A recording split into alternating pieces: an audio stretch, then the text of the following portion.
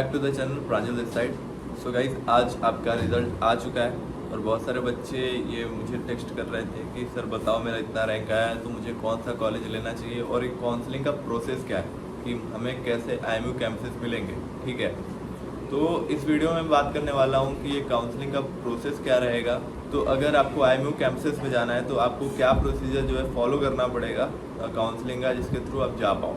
तो अगर आपको जानना है कि आपके रैंक के हिसाब से कौन सा कॉलेज आपको मिल सकता है तो अब हमारा रिसेंट वीडियो जो कि रैंक वर्सेस कॉलेज का है, ठीक है, उसमें मैंने डिटेल में बताया कि कौन से IMU कैंपसेस आपको अपने रैंक पे मिल सकते हैं, इतने रैंक पे। ठीक है, वो लास्ट रैंक है, ठीक है, वो लास्ट रैंक है, मतलब उस लास्ट रैंक पे ही बच्चे को मिला था।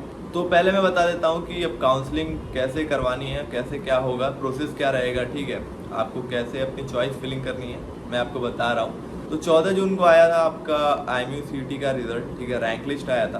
अब उसके बाद एक वीक के अंदर ही काउंसलिंग राउंड का प्रोसेस जो स्टार्ट हो जाएगा।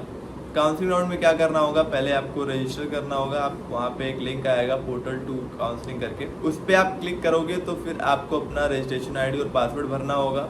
देन आफ्टर जब आप वो भरोगे तो आपकी सारी डिटेल आ जाएगी, जो कि चेंज नहीं कर सकते आप, चाहे वो कैटेगरी हो चाहे कुछ भी हो, वो डिटेल आप चेंज नहीं कर सकते, वही डिटेल आपके एडमिशन के लिए लगेगी। तो मान के चलो आपने अपनी कैटेगरी गलत लिख रखी है, ठीक है, कैटेगरी गलत लिख रखी है, आपने अपने पापा का नाम गलत लिख रखा है, आपने अपने मम्मी का नाम गलत लिख रखा है वहाँ पे, तो प्रॉब्लम होगा। ठीक है, क्योंकि वहाँ से जब डॉक्यूमेंट वेरीफाई होंगे तो आपका जब वो चेक किया जाएगा और इस केस में आपका एडमिशन नहीं होगा।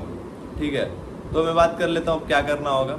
फिर जब आप अपना वो फॉर्म जो है 7 नेक्स्ट करोगे तो देन आफ्टर वो पूछेगा आपको आपकी चॉइस, कि आपकी चॉइस क्या है, अपना प्रेफरेंस भरना होगा आपको। तो मान के चलो आप BSc करना चाह रहे हो, ठीक है, मान के चलो आप BSc करना चाह रहे हो, BSc nautical science IMU campuses से।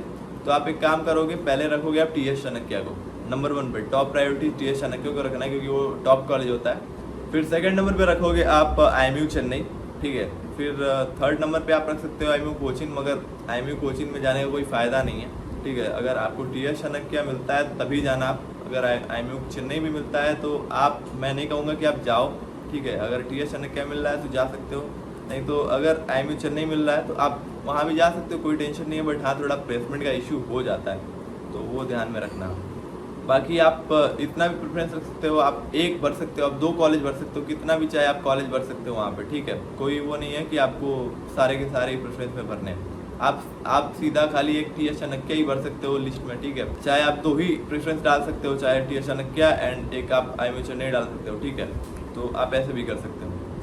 तो अगर मैं बात करूँ बीटेक के लिए, बीटेक इन मरीन इंजीनियरिंग के लिए, तो अगर आपको बीटेक इन मरीन इंजीनियरिंग करना है IMU कैंपस से, तो आप जो प्रेफरेंस रखोगे वो रखोगे आप पहले टॉप नंबर पर रखोगे आप IMU कोलकाता कैंपस। ठीक है, फिर सेकंड नंबर पे आप रखना IMU मुंबई पोर्ट कैंपस, फिर थर्ड नंबर पे रखोगे आप IMU चेन्नई कैंपस। ठीक है, तो अब क्या होगा कि जो IMU है ना, उनका 3 मेन काउंसलिंग राउंड होता है। तो वो क्या करेगा, हर एक राउंड के बाद एक लिस्ट वो निकालेगा। उस लिस्ट में अपना नाम चेक करना और देखना कि कौन से नंबर का कॉलेज जो है आपको अलॉट हुआ है। मान लो अपने 3 कॉलेज प्रेफरेंस में डाले हुए हैं, जैसे कि IMU कोलकाता डाला हुआ है, IMU मुंबई पोर्ट डाला हुआ है और IMU चेन्नई कैंपस डाला हुआ है। तो आपका जो कॉलेज अलॉट होगा वो अलॉटमेंट नंबर लिख के आएगा। मान लो आपको कॉलेज जो आपने पहले नंबर पर रखा हुआ था IMU कोलकाता, वो अलॉट हुआ तो वहाँ पे लिखेगा अलॉटमेंट नंबर 1। तो मान लो आपको कोलकाता जो है अलॉट हुआ है, वहाँ पे लिख के आएगा अलॉटेड कॉलेज। ठीक है, अगर मान लो आपका जो डिजायर्ड कॉलेज है, जैसे कि आप IMU कोलकाता में जाना चाह रहे थे, तो आपका डिजायर्ड कॉलेज था आपका IMU कोलकाता, तो क्या होगा ना कि अगर मान लो आपका IMU कोलकाता नहीं मिलता है तो आप एक काम करना, वहाँ से आप फ्लोट करना, मतलब फ्लोट वाला ऑप्शन आएगा तो फ्लोट पे क्लिक कर देना, लॉक मत करना। अगर लॉक कर दिए तो वो जो कॉलेज होगा वो कंफर्म हो जाएगा। देन आफ्टर आपको 25,000 रुपये जो है आपको भरना पड़ेगा for confirmation of seat. Then after आपका एडमिशन हो जाएगा। तो आपको क्या करना, अगर आपका जो डिजायर्ड कॉलेज है जिसमें आप जाना चाह रहे हो अगर आपको नहीं मिला है तो आप फ्लोट करना, लॉक मत कर देना। ठीक है, तो 3 ऐसे ही जो लिस्ट होंगी वो IMU निकालेगा। ठीक है, काउंसलिंग के लिस्ट। बाई चांस मान लो आपको IMU कोलकाता नहीं मिलता है तो यहाँ से आप निराश मत होना। ठीक है, कोई टेंशन नहीं है, 2 स्पॉट काउंसलिंग के राउंड भी आएंगे। जैसे 3 मेन राउंड के बाद क्या होता है कि एडमिशन स्टार्ट हो जाते हैं, उसके बाद क्या होता है कि कॉलेजेस की कुछ सीट बच जाती हैं। ठीक है, चाहे वो IMU कोलकाता हो चाहे IMU नई मुंबई हो, ऐसे क्या होता है ना, कुछ सीट्स बच जाती हैं, क्योंकि बहुत सारे बच्चे ऐसे हैं जो काउंसलिंग में पार्ट करते हैं और एडमिशन नहीं लेते जाके। ठीक है, तो कुछ सीट बचती हैं, उन सीटों को भरने के लिए वो लोग क्या करते हैं, स्पॉट काउंसलिंग राउंड करते हैं। ठीक है। स्पॉट काउंसलिंग राउंड में क्या होता है कि आप जो है, अगर आपका रैंक जो है मतलब ज़्यादा भी है, जैसे आप जनरल हो और आपका रैंक 4000 तक भी है, तो भी आपको मिल सकता है ये सब कॉलेजेस, ठीक है, IMU कैंपसेस के।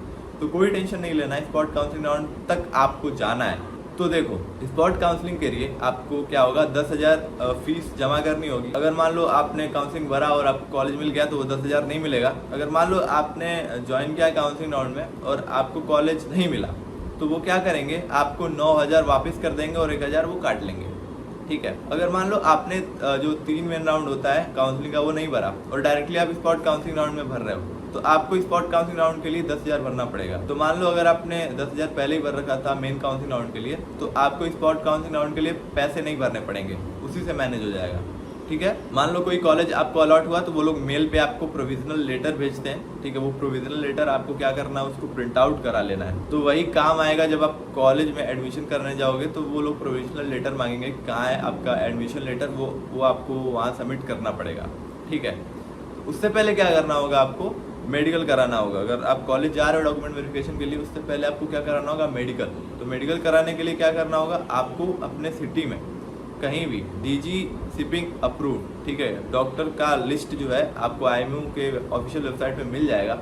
उस पर आप सर्च करना अपने सिटी में कोई ऐसा डॉक्टर, उसका नंबर भी मिल जाएगा आपको उस लिस्ट में। तो उस पर आप कांटेक्ट करना और बताना कि सर मुझे अपना इस कॉलेज के लिए BSc या फिर BTech के लिए मुझे अपना वो मेडिकल कराना है। वो बता देंगे आपको कि फ़ीस क्या है एंड कहाँ आना है, कब आना है। तो वहाँ पे जाके आप मेडिकल करा लेना, वो आपको सर्टिफिकेट दे देंगे। एक काम करना, सुबह जाना, ठीक है, बहुत भीड़ लगती है वहाँ पे, तो आप सुबह जाना। वहाँ पे सुबह जाओगे तो शाम को 4-5 बजे तक हो जाएगा, क्योंकि वहाँ पे क्या है ना कि कॉलेज के बच्चे तो आते ही हैं, जो कि सीफेरर्स होते हैं, जो कि ज्वाइन करने वाले होते हैं, जो ऑफिसर्स होते हैं, वो भी आते हैं अपना मेडिकल कराने के लिए। तो बहुत ही भीड़ होती है, तो थोड़ा सुबह सुबह जाना, जिससे कि मतलब आपका जल्दी हो पाए। तो गाइस, ये थी आज की वीडियो। अगर ये वीडियो आपको अच्छी लगी हो तो एक लाइक कर दो वीडियो को, चैनल को सब्सक्राइब कर दो आने वाली जो वीडियोस की नोटिफिकेशन पाने के लिए, और शेयर कर दो अपने फ्रेंड्स के साथ जो कि IMU CET दे चुके हैं और वो काउंसलिंग कराना चाहते हैं, ठीक है। तो मिलते हैं अगली वीडियो में, तब तक के लिए आई एम साइनिंग आउट।